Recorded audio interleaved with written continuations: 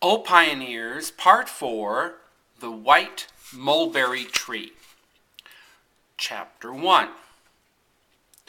The French church, properly the Church of St. Agnes, stood upon a hill. The high, narrow, red brick building with its tall steeple and steep roof could be seen for miles across the wheat fields, though the little town of St. Agnes was completely hidden away at the foot of the hill. The church looked powerful and triumphant there on its eminence, so high above the rest of the landscape, with miles of warm color lying at its feet, and by its position and setting it reminded one of some of the churches built long ago in the wheatlands of Middle France. Late one June afternoon, Alexandra Bergson was driving along one of the many roads that led through the rich French farming country to the big church. The sunlight was shining directly in her face, and there was a blaze of light all about the red church on the hill.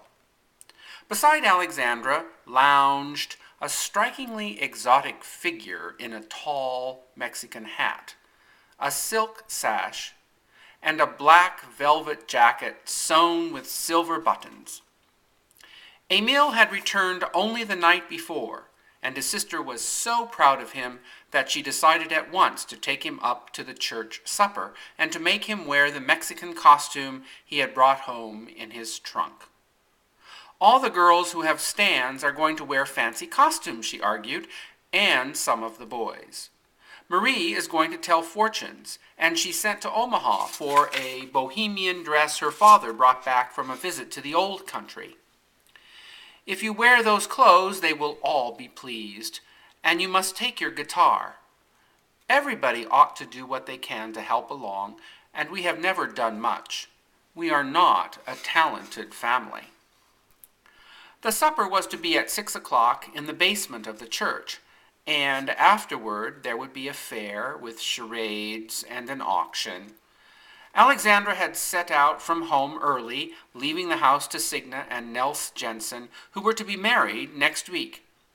Signa had shyly asked to have the wedding put off until Emile came home. Alexandra was well satisfied with her brother.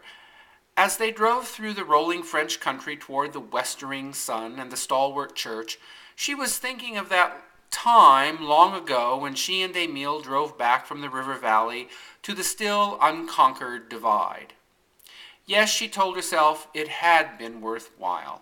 Both Emile and the country had become what she had hoped. Out of her father's children there was one who was fit to cope with the world, who had not been tied to the plow, and who had a personality apart from the soil. And that, she reflected, was what she had worked for.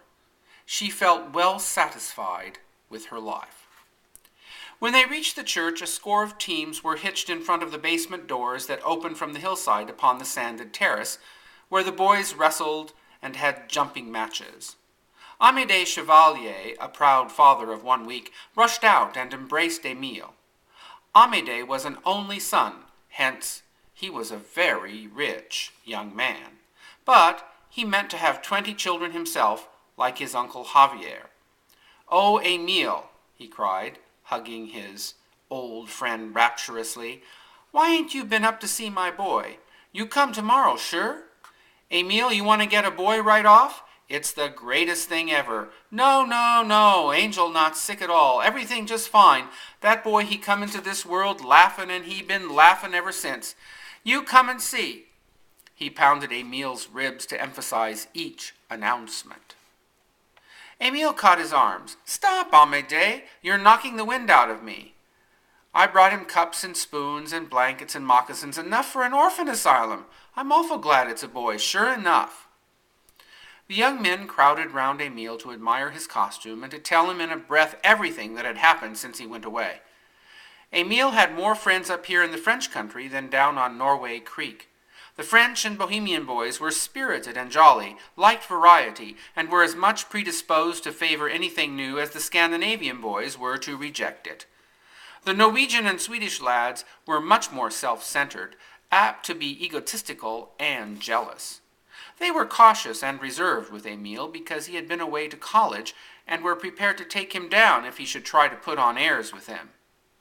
The French boys liked a bit of swagger, and they were always delighted to hear about anything new. New clothes, new games, new songs, new dances. Now they carried Emile off to show him the clubroom they had just fitted up over the post office down in the village. They ran down the hill in a drove, all laughing and chattering at once, some in French, some in English.